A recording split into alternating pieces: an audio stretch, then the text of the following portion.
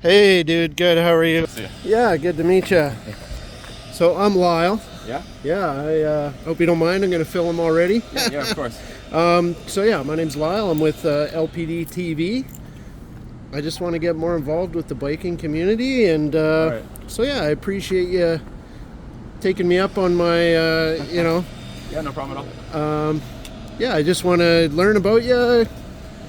Tell me about your name's Ando, right? Andrew. Andrew? Yeah, the Ando thing's sort of like, it's a series of long, weird jokes. It's, Okay. Originally, I like photoshopped my face onto a bunch of pictures of Lando Calrissian. Okay. And then I changed my name on social media to Ando Calrissian because my name's Andrew Coulthard, and then it just progressed from there. Okay. It's just a silly thing, yeah. But my name's Andrew. I've been here in Vancouver for 5 years and a bit now, I think. And, I think how we connected was the Moto Social. I think I saw you there the other night, eh?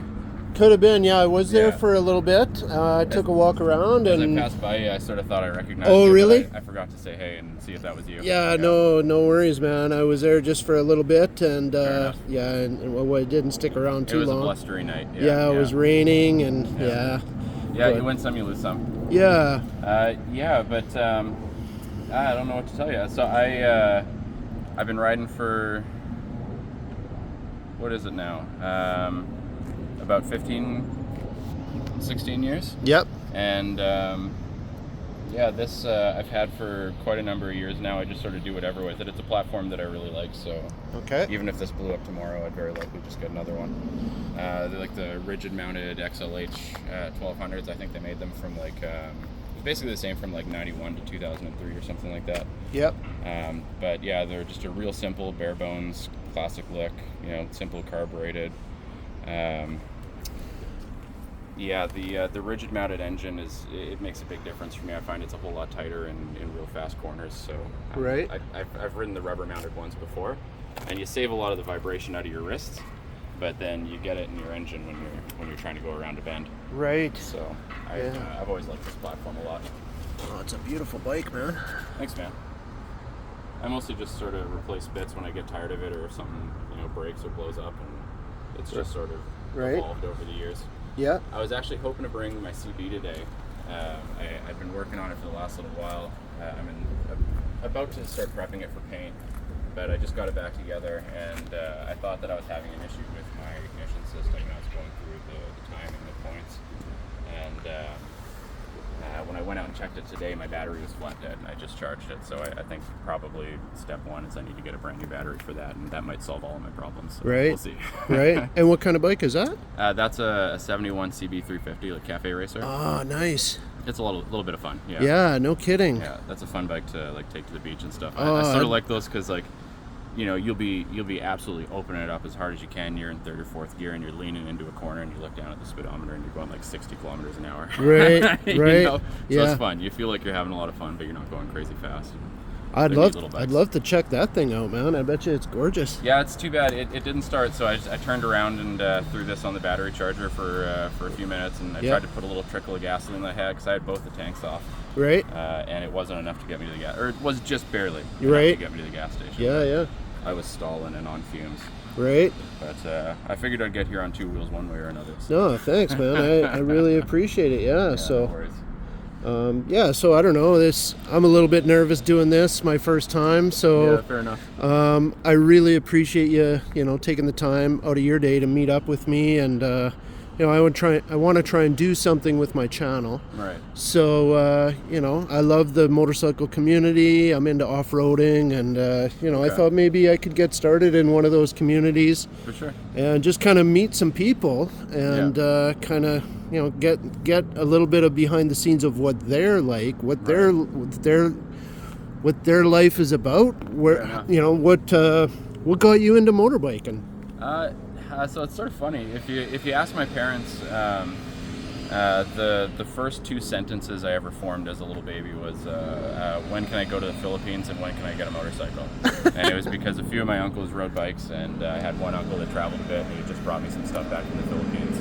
So I had these two things locked in my head. But basically, as soon as I was old enough to get one myself, I got a motorcycle and started riding because my parents didn't want anything to do with that. Right. But My mom ended up getting me like the safety course. She paid for the safety course. She's like, please just go to this. Yeah. And I'd already been riding for the better part of a season, and I was sort of like, I know what I'm doing. Yeah. But I ended up eating dirt hard at that course one time, and it was like really humbling. And I was like, okay, no, I'm a new rider. I don't know what I'm doing. I need to be careful. So it was a valuable experience. But how old were you at that point? I was 18, I think. Right. 18 or 19. Yeah. Wow. Cool, man. 2007. So. Okay. No, 2006, 2007. So I would have been 19, turning 20, 2007. Yeah. Yeah. Yeah. But yeah, that was the first time I managed to get a bike for myself. Cool, man. And I've just been sort of riding ever since. And so what was that first bike that you had? The first bike I got hosed on. So the first bike, I bought a sales pitch at they were bringing in those Hyosung Aquilas, and I saw them, and they sort of looked like a little V-Rod, or a little Korean bike. Okay. And they were sort of neat. They had a 90-degree V-twin. They were high horsepower, low torque. And selling them real cheap now, but they're going to take off, and they're going to be such a popular bike around here, and get one cheap now while you can. And right. I was like, oh, okay. I was like, this seems reasonable for a first bike. I don't have to worry about maintenance. It's brand new, and it seems like it's pretty nimble and pretty manageable. So I was like, yeah, I'll pick it up. And they didn't take off here at all, and they had I don't want to hose Hyosung, but they didn't have really any dealer support around here, right? And the place that I bought it from didn't really know how to handle anything that I was dealing with, so I ended up just going to odd shops. Yeah. And they didn't know how to deal with me either, so that was sort of what got me into fixing bikes myself. Okay. It's just sort of necessity, I guess. Yeah. You gotta do what you gotta do, man. Yeah. Right on. That, and I had this fellow at a shop who was just changing my front tire for me, but I brought him the whole bike. Yeah. And when he put it back on, I rode home and I was like, something doesn't feel right. It's a little bit wobbly. Yep. And I got home and I was looking at it and I was like, well, it seems like there should be something on this axle here, like a spacer to fill this gap so it doesn't wobble. Right. And I looked at the diagram, and sure enough, there was a spacer missing. And I called the shop, and they didn't know anything about it. And I was like, I told them to look around, and they looked around. They said they didn't find it. So that was in, I think, 2007 or 8, and I've never been to a shop since then. Not to hose shops. Yeah. Go, support your local shop. They're great to have around. Yeah. I'm just saying, personally, that was what compelled me to start working on my own stuff. Sure. Yeah. And then I got laid up in a motorcycle accident in 2011 maybe. Okay. And I wasn't walking for 8 or 9 months, and I was like, well, what I can do is I can sit in a stool and I can turn a wrench. Yeah. So that propelled it a little bit farther into like fabricating stuff and sort of doing like old builds. So you build right from scratch your own bikes, or usually I'll just rip down an old bike. Yeah, I've been keen to try like a fresh frame and just do a frame off fresh build, but I haven't ever had the time or presence of mind to get into that project. Right. But what I have done is just sort of picked up deals on bikes, ripped them apart, and then rebuilt them into what I want them to be. Right. And with that has come like the few times I've had a welder, I'll do some some frame cutting, and I'll make my own panels. But the rest of the time, it's a lot of like, cuts and rearrangements and bolt-on parts and little modifications and stuff like that. Just do what I can to make it a little bit more interesting. Yeah. But that's been the bulk of it. Yeah, that's what I like spending my weekends doing. So. Right. Wow, man. Although that's been taken away. That's what we're at the marina here. That's why. Yeah, just take a little peek around here. This is beautiful down here, man. Yeah. So you got a boat too, or? Yeah. So another obsession of mine has been boats. Okay. And I've always wanted to get an old sailboat. So finally, a few years ago now, I managed to pick one up for a song. Yeah. And I spent a couple of years working on it and making it all nice and seaworthy, and then we just sold that this past winter, and I got a different, bigger one that was also old and needed everything. Yeah. So I've been working on that, and it's been sucking all my time away from motorcycles. You do a little bit of everything: motorbike repair, boat repair. Yeah, it's an endorphin rush, like making something that doesn't work. So right. Yeah, I'm always into tinkering. Yeah, man. Very cool. So how long have you lived in Vancouver? Just 5 years or so now, and before that I was on the East Coast. I was in Fredericton. Okay. Before that I was in Saskatchewan. I grew up in Regina. Lived in Ontario briefly. Bounced around a little bit. Yeah. Yeah, I sort of miss some of the moto events on the East Coast. There are some interesting things on the eastern seaboard along the United States, and Right. the community that I was tied into in Fredericton was a lot of fun. So I feel you on trying to get connected with everybody out here. Yeah. It's sometimes hard to get your foot in the door. Yeah, But, and I just like bikes. Period. Like Yeah. it doesn't really matter what kind. I'm Yeah. a little bit more leaning towards super bikes and Right. sport bikes and stuff. But honestly, I like everything, man. They're all fun as long as Yeah. you got the wind in the hair and Absolutely. some bugs in your teeth. Well, it's like I always say, if we all like the same things, the world would be a boring place. So, Oh yeah, man. No, for I sure. think that you like what you like. Yeah. And that's what makes life interesting, especially with these bike meets. You see what people are into and what they turn up with. Yeah. Yeah. Oh, and I've seen some pretty cool bikes too in my Yeah. past. But so yeah, man, this is exciting. Yeah, people give me a lot of hell for, like, there's two things I find. If you roll up on a Harley somewhere, people will tell you one of two things. They'll either tell you about the Harley that they used to have, Yeah. or they'll tell you about why they won't ride a Harley. Right. And people get sort of caught up so much in this brand culture, and it becomes almost like an identity struggle. Yeah. And I couldn't be bothered with any of that. Yeah. It's like Harley's made a lot of shitty bikes. Right. They've made a lot of cool ones. Exactly, yeah. A lot of other cool bikes are made by different companies. Yeah. So yeah, it's like all of the bikes that I like are sort of all over the map, and the Yeah. ones that I've had are all over the map. Yeah. I like that. I think that's how it should be. Yeah. Yeah. The Harley heads can have their obsessions. The Honda heads can have their obsessions. I think they both make great bikes. Yeah, man. Absolutely. I was going to ask, so I met you, I guess, kind of through social media. Yeah. Initially on Instagram through the Moto Social. Yeah. So can you tell me a little bit about your involvement with the Moto Social and how you got involved there, or Yeah. just give me a bit of your story on Sure. that? Yeah. So the Moto Social is an event that this dude Victor Radek started in Toronto a lot of years ago, probably I don't know, probably like 15 years ago. I'd be guessing if I said, though. I did say, so that was my guess. And he's a really nice dude, and he sort of started this event just as a way to encourage everybody to come out and get connected. It's very unpretentious. It's no expectations. Bike or no bike, whatever you ride, whatever you into, it's just sort of it's just supposed to be an event where everybody can sort of like let their guard down and just meet new people. Yep. So if you want to bring your family, bring your family. If you want to bring your dog, bring your dog. If Sure. you want to bring all your homies and you're going out to the bar afterward, we love that too. Yeah.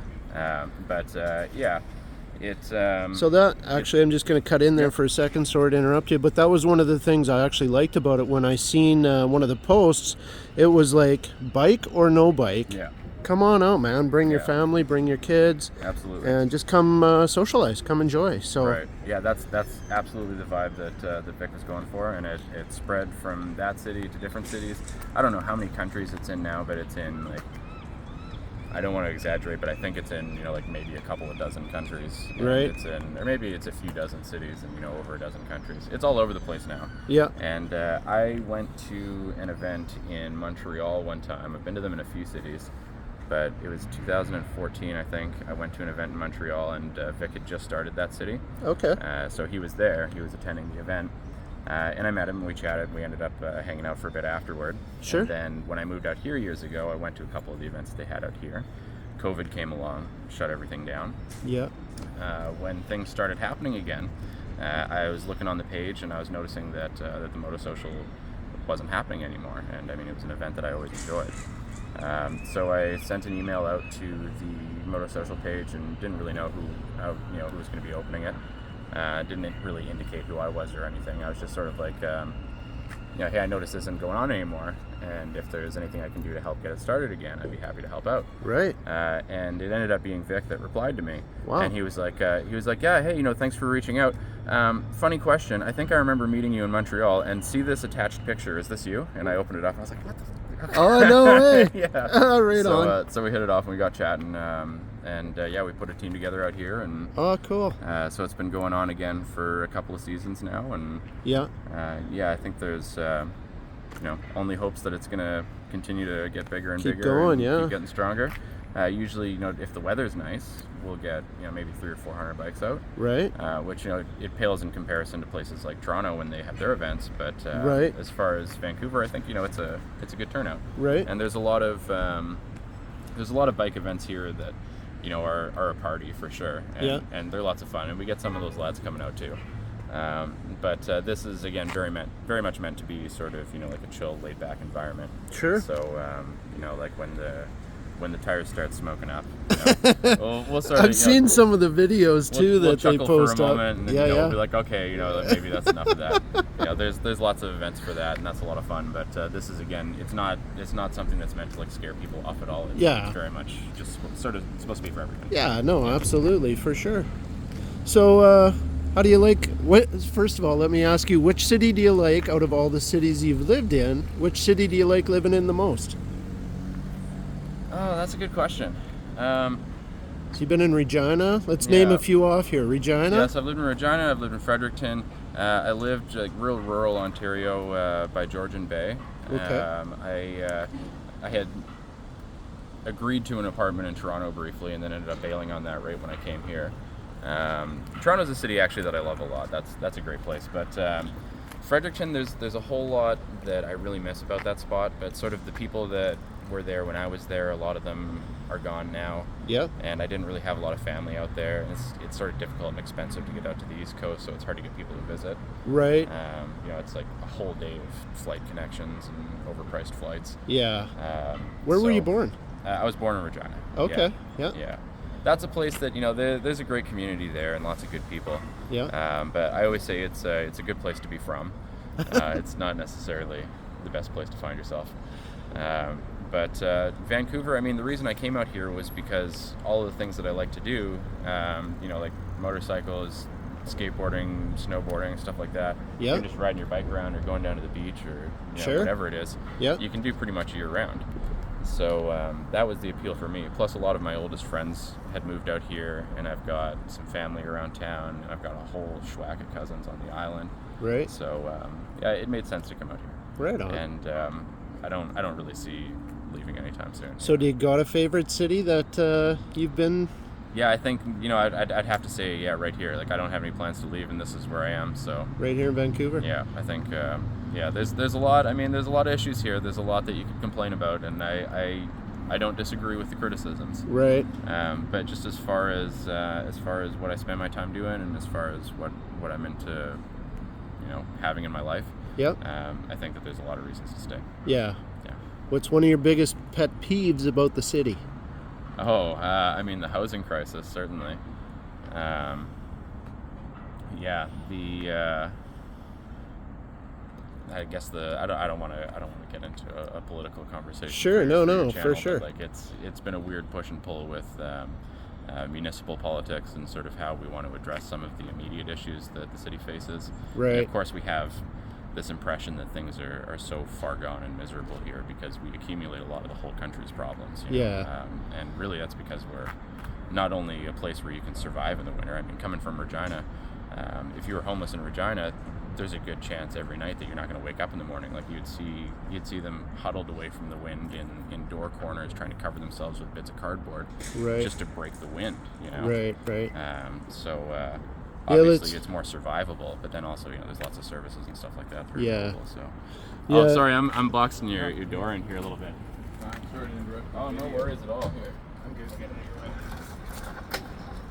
There you go. Making a video. Yeah. Have a good one, man. Yeah, no, I don't want to get into any of those issues either on the channel. Yeah, there's a lot of hot buttons in there. Yeah, no, for sure, and that's not what this channel's about. I just wanted to ask a question. What's your favorite food? Oh, that's my favorite food. Poutine. Poutine. Poutine. Yeah, that's a good one. That's a good one too. Yeah, I like this guy. That's funny. You never know what you'll find here, man. Yeah, you never know. There's all kinds of funny people down at the marina. Yeah. Yeah. I mean, the funny thing about poutine, yeah, I got made fun of real hard when I lived on the East Coast because I'd say poutine. Yeah. And people would act like I was an alien, you know, trying to speak English for the first time. And then I come out here, and I've got it so ingrained that I need to say poutine. And anytime it comes out, people are like, what's wrong with you? You know, and you're like, oh, ooh, poutine. So there's actually a different pronunciation? Oh, you say poutine anywhere in the Maritimes, and you will get chased out of town. Really? Not yeah, but So what's they'll give what's you a the, what's their You say pronunciation? poutine. Poutine. Poutine. Wow. Okay, I did not know. Yeah. New Brunswick actually. I only learned this when I lived there. Is actually the only officially bilingual province in the country. Right. Yep. Yeah. So it's French is everywhere. Like all the road signs have to be bilingual, and Right. yeah, everything has to be bilingual. Yeah. So maybe it was especially there, but it seemed like everywhere along the Atlantic coast, Right. everybody seemed to say poutine. Poutine. Okay. Wow, man. That's never realized that before. Culture shock. You know? Yeah. I actually, my first wife was from New Brunswick, so Oh, yeah? I've been out there. I did a little bit of touring around and seen, some of the communities out there, and it's so gorgeous. You do any riding out there? No, I didn't. No, it's a little bit of a story for me, and I don't want to get into it, but Fair. I had bikes several when I was, in high school, Mm-hmm. and then my plan was to go racing. Got moved out of my house from my parents, and next thing I know, it's like, wow, I can't afford this. Right. I got to pay my own rent and my own food, and bills piled up real quick. So anyhow, got rid of my bikes and been away from them for many, many years, and now I'm trying to come back to them. So I want to get involved with the community and just check them out, man. Stuff like this, yeah. Well, if you do ever end up riding on the East Coast, I mean, the Cabot Trail was something that I like to do every year. Okay. Yeah, that is an absolutely amazing ride. Right. So, you go down to, God, it's a crime. I forgot the name of the town, but there's a causeway that gets you out onto Cape Breton Island, and then you can go right or left. I usually like taking the north road, and it took you up. I don't know by. I can't remember the names of the town. Ingonish is on one side, Inverness on the other. I think Inverness is on the south side, so maybe Ingonish you go by first. Okay. But anyway, it's a lot of real windy, real nice coastal roads. You're up and down. You're right along the cliffs the whole time. Right. It feels like every hour you're on a different continent. Like I've ridden it a few times with groups of people, and it was like every time we stopped, somebody would be like, "Oh, this looks just like Vietnam," or like, "Oh, this looks, just like wherever the hell." I was like very, very far off places from Right. each other, Right. And it was sort of interesting that you'd ride for an hour, and all of a sudden it would look very much like a completely different continent. It's a very interesting landscape. Yeah. Right. But it's also a pretty short ride. I mean, you could do it if you wanted to have a long day. You could do the whole island in a day. Right. Yeah, but you slow down and enjoy it. Yeah. So you've obviously ridden in pretty much every province across Canada? Yeah. What's been your favorite province to ride in? Or maybe your most memorable. Let me go with that. I think maybe the most memorable.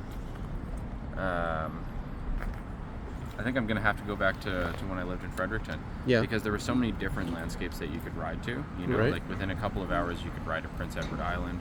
Within a few hours you'd be on, the peninsula in Nova Scotia. Right. In a few hours you'd be on Cape Breton Island, Or you could head inland and you'd be in like the Appalachians and you'd start going into Quebec. Sure.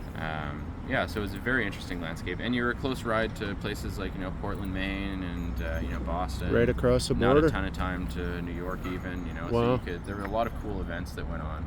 Right. Like the Deadbeat Retreat. These guys. What's it called? Deadbeat Retreat. Okay. Yeah. So these guys from Deadbeat Customs out of Massachusetts somewhere, they put on an event every year called Deadbeat Retreat, and it was probably the most fun that I've ever had. It was. It's very much like the ruler by which I measure other motorcycle events now. Right. It was just, again, very unpretentious, but an absolute party. It was just a whole bunch of lads there for the weekend. It was like a noon to noon sort of event, so it would start noon one day and then end noon the next day, and it was like bands all night, and there was a bike Right. show, and Right. there's all sorts of events. Like there was like a kickstand race.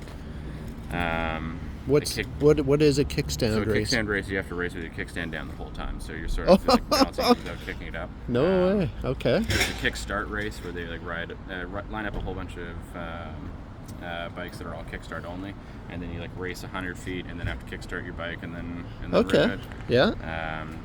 I did a keg push. So there was like, you line up with another bike and you each got a keg and you got to push it with your front wheel like around this marker and then back.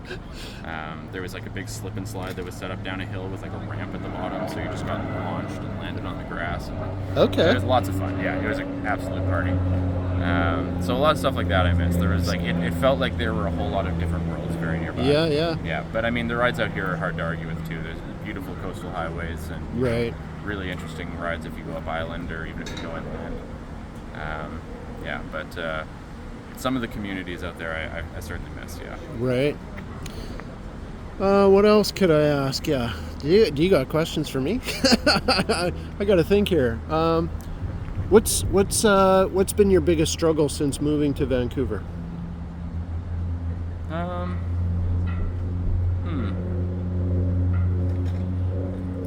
I mean, it's hard to say. Like, I came out here for good work, but it's also a very expensive place to be. So I Right. think just keeping up with the expense of life is difficult out here, and I think Right. that's something that most people feel. Right. Yeah. Yeah, and especially for someone who's trying to, I guess, do your own thing with your motorbikes and repair work. And do you do a lot of stuff for other people? I end up doing a lot of stuff for other Do people. ya? Yeah, I'm really quick to help somebody out if they know, or if they have an issue and I sort of know what the problem is, and I'm like, oh well, you fix it by doing this. Yeah. I'm pretty quick to hop in and just do it. Yeah. It's sort of I've got a lot of friends that sort of think that I know more than I do Right. about motors and mechanics. And I think it's just because I've been fixing all my stuff myself for so long that I've just run into so many of these things Right. that then when you see it again, you're like, oh, that's this, and I know how to deal with it. So it seems really simple. Right. But you didn't see me like beating my head against the wall for a whole weekend 10 years ago. Right. But I don't mind doing stuff like that. I like turning a wrench. Like, the idea of a good weekend for me is cracking a beer and turning the wrench on a motor or two. So I don't Yep. mind helping people out with that stuff at all. Right. Yeah. What is your most positive piece of advice for someone who wants to get into the music or sort of the motorcycle community? So somebody that already rides.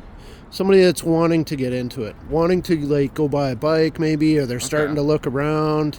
I'd say if you already have your license, go to demo events, because I rode a lot of different bikes when I was younger, and I used to change bikes multiple times a year. Like, I would just go through them like pairs of socks. That's great advice. Because I didn't really know what I liked, and I would get something, I'd be like, oh, this is cool, and then I'd get tired of it right away. And it wasn't until I started going to those demo events, I guess, that it sort of gave you a bit of a window into like what specifically you're after, like what sort of ride you like, what sort of styling you like, what's Right. comfortable for you. Yeah. So I was very much leaning toward sort of big heavy baggers with big stereos and big fairings on them. Yeah. And when I started going to these demo events, I realized that when I was riding these nimble little bikes that had a good amount of power on them, but just light little things, just bare bones, I couldn't get the grin off my face, So I was like, okay, that's what I have fun doing. Yeah. So ever since then, I've gotten rid of all of my big old heavy bikes, and I've just gone down to just little tiny bikes and tried to make them as small and as fast as possible. Gotcha. Yeah. How many bikes have you had over the years, do you think? Oh God. I don't know. A dozen or so, yeah. Yeah. Yeah. Cool. Yeah, almost one a year if you were to spread it out. But Yeah. I haven't changed bikes too much over the last few years. Right. Yeah. You find as you get older, you start to really find what is you. A bit of that, yeah, and a bit of just my attention being pulled elsewhere. Like, Right. I've had very little time to work on bikes for the last few years because I've been spending all my time working on the boat. Right. So it's like I sort of realized I need to have one bike. Yeah. I used to have 3, and I thought that was a perfect number. Had like 4 or 5 for a while in New Brunswick, but that was just because a friend was coming out for a trip. I picked one up for him. Had another one that was purely an investment, but now I don't have time for more than one. It's if I want to be realistic about it, it's foolish having more than one. Right. Yeah. Gotcha. Favorite bike that you don't own that you'd love to own? Lowrider S, I think. I've told people this a few times. If I were to get a brand new bike, price is no object, I would get probably a Lowrider S or a Lowrider ST. Okay. They're just fun to ride. Yeah. That's another bike that's hard to get the grin off your face. You know, they want to wheelie so badly. Yeah. And they've got a nice look to them. You know, the same sort of classic Harley profile that they shouldn't have gotten rid of on so many other bikes. Right. And it's just a powerhouse. You know, so it's hard not to have fun riding those bikes. Right. But that said, I have no plans to get one.